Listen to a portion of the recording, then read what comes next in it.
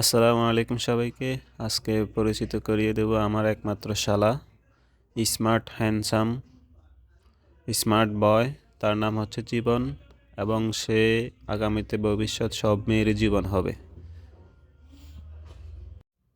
তো আজকে আমরা আসলাম আমাদের রামগঞ্জে একটা রেস্টুরেন্টের নাম হচ্ছে ফুড ভিলেজ। খুব সুন্দর একটা জায়গা। এখানে সব কপিতরা খাইতে আসে। এই যে দেখছেন এই অ্যাকশনটা কিন্তু সে সব মেয়েদেরকে দিয়েছে, বুঝছেন?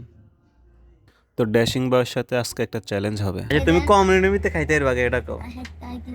তোমারে 3 মিনিট সময় দিছি। 3 মিনিটের ভিতরে যে খাইতে হলে তোমার লাগে পুরস্কার আছে। 3 মিনিটের ভিতরে খাইতে হলে তোমার লাগে একটা বাড়তি পুরস্কার আছে। ঠিক আছে, দাও। হ্যাঁ, রেডি। আচ্ছা ঠিক আছে, এখন খাওয়া শুরু করা।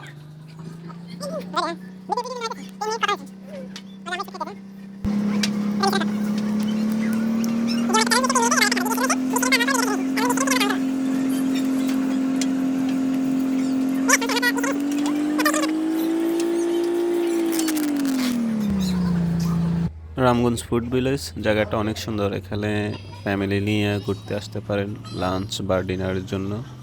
তো এই দিনটাতে আমি একটা ধরা খাইছিলাম, সেটা শেষে দেখতে পাবে। জীবন কয় মিনিট হয়েছে জানো? 3 মিনিট শেষ।